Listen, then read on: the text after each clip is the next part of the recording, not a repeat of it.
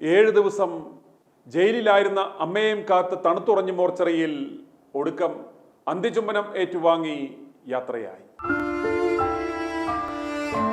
നിറമുള്ള സ്വപ്നങ്ങൾ ബാക്കിയാക്കി അമ്മയുടെ അന്ത്യചുംബനവും ആയിരങ്ങളുടെ അന്ത്യാഞ്ജലിയും ഏറ്റുവാങ്ങി ഷാനറ്റ് യാത്രയായി.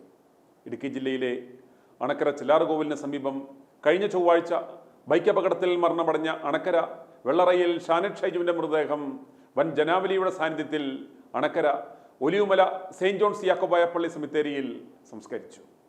അണക്കര ചെല്ലാറുകോവിലിന് സമീപം കഴിഞ്ഞ ചൊവ്വാഴ്ച ജീപ്പും ബൈക്കും കൂട്ടിയിടിച്ചാണ് വിദ്യാർത്ഥികളും സുഹൃത്തുക്കളുമായ വെള്ളറയിൽ ഷാനറ്റ് ഷൈജു, അലൻ കെ ഷിബു എന്നിവർ മരണമടഞ്ഞത്.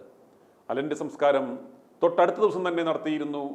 ജോലിക്കായി കുവൈത്തിലെത്തി ഏജൻസിയുടെ തൊഴിൽ തട്ടിപ്പിനിരയായി ജയിലിൽ കഴിഞ്ഞിരുന്ന ഷാനറ്റിൻ്റെ മാതാവ് ജിനു എത്തുവാൻ വൈകിയത് മൂലമാണ് സംസ്കാരം 7 ദിവസത്തോളം വൈകിയത്. മകൻ ഷാനറ്റിൻ്റെ ഏറ്റവും വലിയ ആഗ്രഹമായിരുന്നു ഒരു സ്മാർട്ട് വാച്ച്.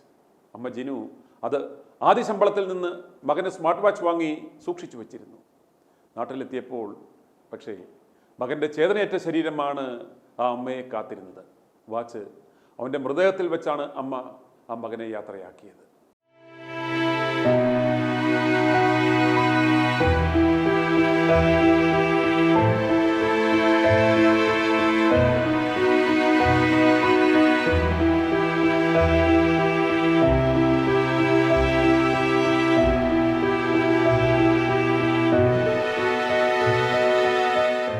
സംസ്ഥാന സർക്കാർ, എംപിമാർ, കുവൈത്ത് മലയാളി അസോസിയേഷൻ, മറ്റു വിവിധ സന്നദ്ധ സംഘടനകൾ, വ്യക്തികൾ എന്നിവരുടെ ഇടപെടൽ കൊണ്ടാണ് ജിനുവിന് പെട്ടെന്ന് മടങ്ങുവാൻ അവസരമൊരുങ്ങിയത്.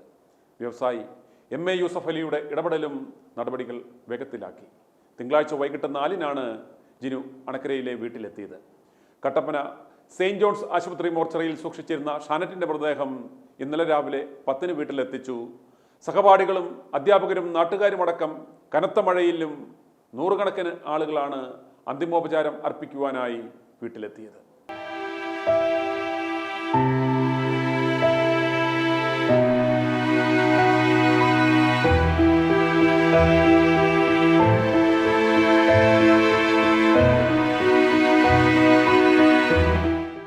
ഉച്ചതിരിഞ്ഞ് 2-ന് വീട്ടിൽ നിന്നും വിലാപയാത്ര ആരംഭിച്ച് 7-ാം mile Olivumala saint John's Yakobaya പള്ളിയിൽ എത്തിച്ച മൃതദേഹം 4 മണി വരെ പൊതുദർശനത്തിന് വെച്ചിരുന്നു.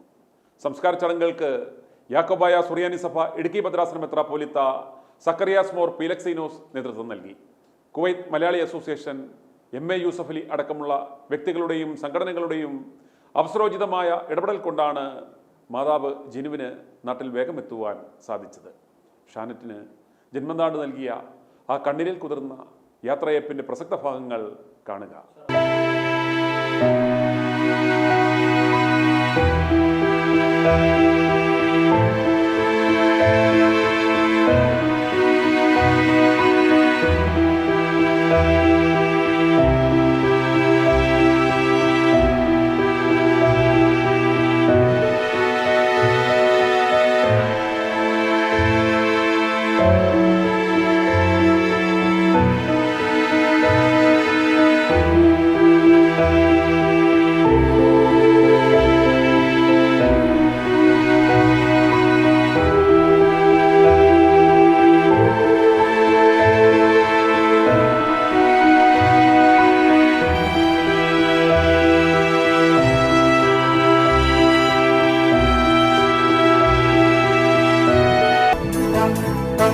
i2i News, an eye for truth.